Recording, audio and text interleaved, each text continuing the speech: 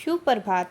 आज हम 10वीं कक्षा की पुस्तक क्षितिज भाग 2 में पाठ नंबर 13 के सर्वेश्वर दयाल सक्सेना के जीवन के परिचय में पढ़ेंगे। चलो शुरू करते हैं। जो सर्वेश्वर दयाल सक्सेना था, हमारा इनका जन्म 15 सितंबर 1927 को हुआ था। जो उनकी जन्मभूमि थी, जिला बस्ती थी, वो उत्तर प्रदेश थी और इनकी मृत्यु हुई थी हमारी 1983 के अंदर। जो इनकी कर्म भूमि थी इलाहाबाद, वाराणसी, दिल्ली थी।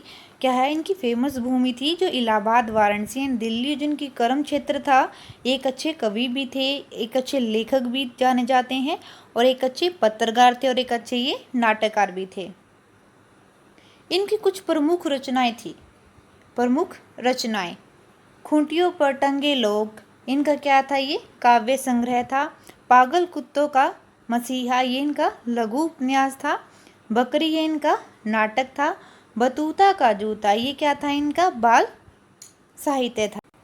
शिक्षा: इन्होंने क्या है, एमए हिंदी किया था और क्या था, इनको साहित्यिक अकादमी पुरस्कार भी 1983 के अंदर मिला था। ये एक अच्छे कवि भी थे, एक अच्छे नाटककार भी थे और क्या थे, ये अच्छे पत्रकार भी माने जाते हैं।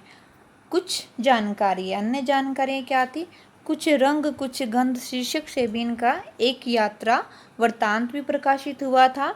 इसके साथ साथ इन्होंने शमशेर और नेपाली कविताएं नामक कृतियों का भी संपादन किया था।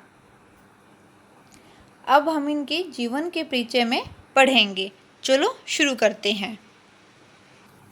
जीवन परिचय: सर्वेश्वर दयाल सक्सेना का जन्म सन 1927 में जिला बस्ती उत्तर प्रदेश में हुआ था। इनका जन्म 1927 में उत्तर प्रदेश में हुआ था और जो उनकी उच्च शिक्षा है वो इलाहाबाद विश्वविद्यालय से हुई थी। वो शिक्षा में हमेशा से ही क्या थे, निपुण भी रहे थे। वे एक अच्छे अध्यापक थे। आकाशवाणी में सहायक प्रोड्यूसर, दिनमान में संपादक और पराग के संपादक भी रहे। सन 1983 में उनका आकस्मिक निधन हो गया। सर्वेश्वर क्या थे, बहुमुखी प्रतिभा के साहित्यकार रहे थे। वे क्या थे, एक अच्छे कवि भी थे, अच्छे एक नाटककार भी थे, एक अच्छे उपन्यासकार भी थे और क्या है, निबंधकार भी थे।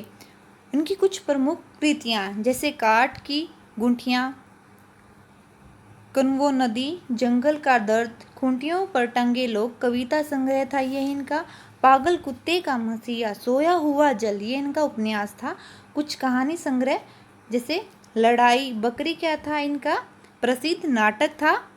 भो भो खो खो, बबूता का जूता, लाख की नाकी क्या थे, इनके सारे के सारे बाल साहित्य थे।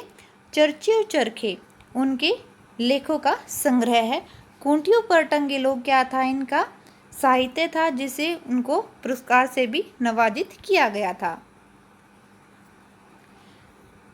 जो क्या थे, जो सर्वेश्वर की पहचान एक मध्यवर्गीय आकांक्षाओं के लेखक में हुई थी। क्या थे, ये मध्यवर्गीय इन्होंने जीवन यापन किया था।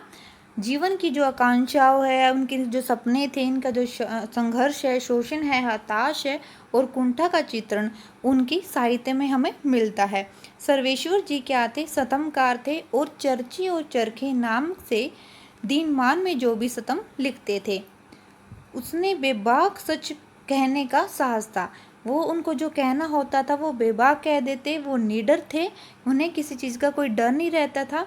उनकी अभिव्यक्ति में सहजता और स्वाभाविकता थी। ये हमारे थे सर्वेश्वर दयाल सक्सेना। सो प्रिय विद्यार्थियों, आज के लिए इतना ही। अब हम मिलते हैं हमारी अगली